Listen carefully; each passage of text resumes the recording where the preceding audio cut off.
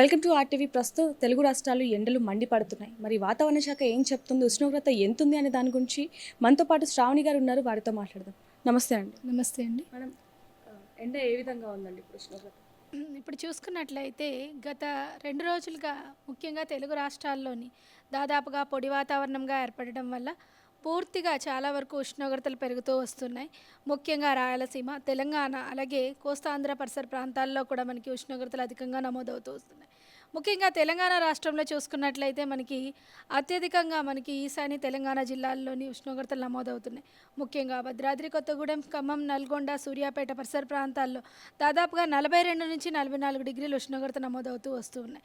ఉత్తర తెలంగాణ జిల్లాల్లో మనకి 40 నుంచి 42 డిగ్రీల మధ్య, దక్షిణ మధ్య తెలంగాణ జిల్లాల్లో 40 డిగ్రీల పైన ఉష్ణోగ్రతలు వస్తున్నాయి. గత 2 రోజులుగా రాష్ట్రం మొత్తం మీదుగా 40 డిగ్రీల పైన ఉష్ణోగ్రతలు నమోదవుతూ వస్తూ ఉన్నాయి. ఇదే కాకుండా ఈ పొడి వాతావరణం వచ్చే 2 రోజులు కూడా ఉండే అవకాశం ఉన్నందున, అలాగే మనకి తర్వాత కూడా కొద్దిగా మనకి జల్లులు కురిసినప్పటికీ ఈ వేడి వాతావరణం అనేది వచ్చే 5 రోజులు కూడా రాష్ట్రంలో ఉండే అవకాశం కనిపిస్తుంది. ఉష్ణోగ్రతలు దాదాపుగా 40 నుంచి 42 డిగ్రీల మీద సగటున నమోదయ్యే అవకాశం అయితే కనిపిస్తుంది. ముఖ్యంగా ఉష్ణోగ్రతలు అధికంగా నమోదవుతున్నందున మనకి దక్షిణ మరియు ఈశాన్య తెలంగాణ జిల్లాలకి ఈ 5 రోజులు కూడా హీట్ వేవ్ అలర్ట్, అంటే వడగాల్పుల సూచనలు, వార్నింగ్స్ అయితే ఇవ్వడం జరిగింది. మేడం, మరి ఇప్పుడు మీరు అన్నారు 40 నుంచి 42 డిగ్రీస్ ఉంది. మరి ప్రజలు ఏ సమయంలో బయటికి వెళ్ళాలి అంటారు, ఏ విధంగా జాగ్రత్తగా ఉండాలి అంటారు?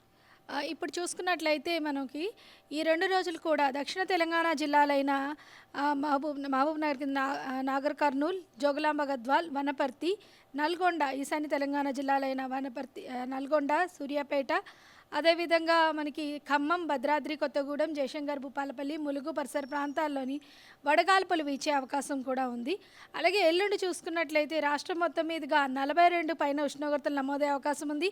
అలాగే అక్కడక్కడ కూడా మనకి 45 డిగ్రీల కంటే కూడా అధికంగా నమోదయ్యే అవకాశం ఉన్నందున కొన్ని జిల్లాలకి ఆరెంజ్ అలర్ట్ కూడా ఇవ్వడం జరిగింది. ఆరెంజ్ అలర్ట్ ముఖ్యంగా దక్షిణ తెలంగాణ జిల్లాలో జోగులాంబ గద్వాల్, వనపర్తి ఈ జిల్లాలకు ఇవ్వడం జరిగింది. అలాగే ఎల్లుండి కాకుండా మనకి 29, 30 తేదీల్లో కూడా రాష్ట్రం మొత్తం మీదుగా 41 నుంచి 44 డిగ్రీల పైన ఉష్ణోగ్రత నమోదయ్యే అవకాశం కూడా కనిపిస్తూ ఉంది. ఈ ఉష్ణోగ్రతలు పెరుగుతున్న నేపథ్యంలోని ముఖ్యంగా అధిక వేడిమి ఉండేది సమయం అనేది ఉదయం 11 గంటల నుంచి మధ్యాహ్నం 4 గంటల ప్రాంతాల్లో అత్యధిక వేడిమిగా ఉంటుంది.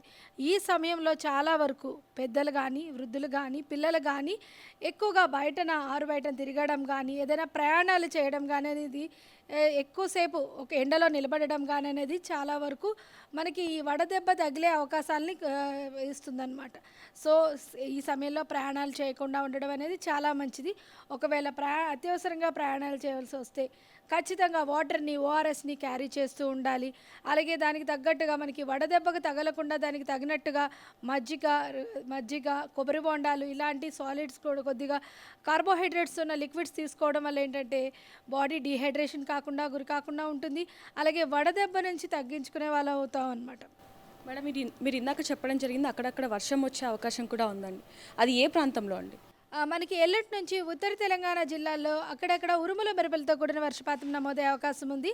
అది ముఖ్యంగా ఉత్తర తెలంగాణ జిల్లాలైన ఆదిలాబాద్, ఆసిఫాబాద్, నిర్మల్, అదేవిధంగా నిజామాబాద్ పరిసర ప్రాంతాల్లో ఉరుముల మెరుపులతో పాటుగా ఈదురుగాలులతో కూడిన వర్షపాతం నమోదయ్యే అవకాశం కనిపిస్తుంది. చూశారు కదండి, ఏ ప్రాంతంలో ఏ విధంగా ఉష్ణోగ్రత పెరుగుతుంది అనేది కొంచెం జాగ్రత్త వహిస్తే మంచిదని చెప్పి వాతావరణ శాఖ సిబ్బంది కూడా చెప్పడం జరుగుతుంది. కెమెరామ్యాన్ వంశీతో రిపోర్టర్ దేవిక. మరిన్ని వీడియోస్ కోసం ఛానల్ ని సబ్స్క్రైబ్ చేయండి. లేటెస్ట్ అప్డేట్స్ కోసం వాట్సాప్ ఛానల్ ని ఫాలో చేయండి. అండ్ లింక్ డిస్క్రిప్షన్ లో ఉంది.